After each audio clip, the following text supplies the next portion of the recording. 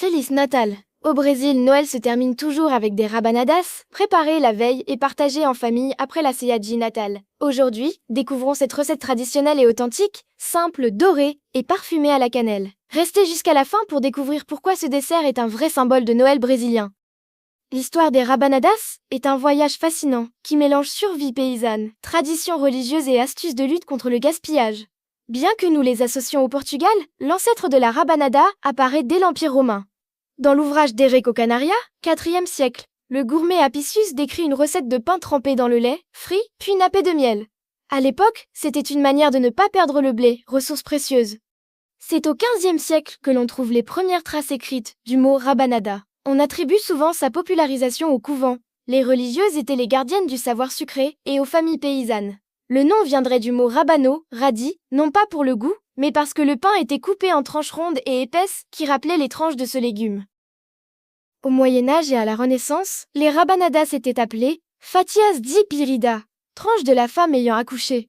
On croyait que le mélange de pain, lait et œufs favorisait la montée de lait et aidait les jeunes mères à reprendre des forces après l'accouchement. À l'origine, ces tranches dorées étaient consommées durant le carême, période de jeûne, car elles permettaient de manger de façon consistante sans consommer de viande, tout en utilisant le pain rassis accumulé. Au Portugal, avec le temps, elles ont migré vers la table de la consoada, le réveillon de Noël.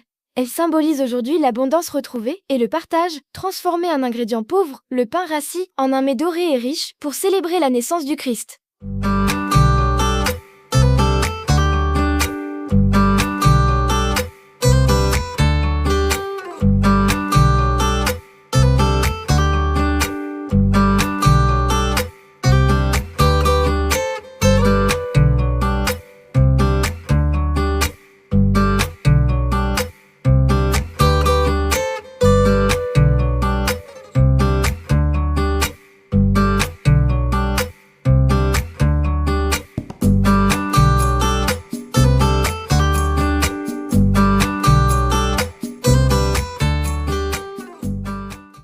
Hola, voici les rabanadas, dessert brésilien préparé avec pain rassis trempé dans du lait et œufs, puis frit, avant d'être saupoudré de sucre et cannelle, traditionnellement dégusté pendant les fêtes.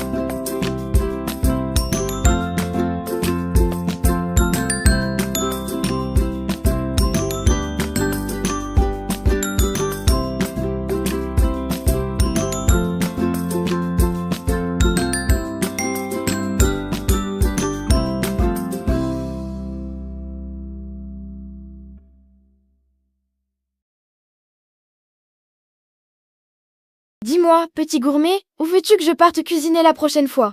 Envoie-moi ta destination préférée sur notre beau continent bleu.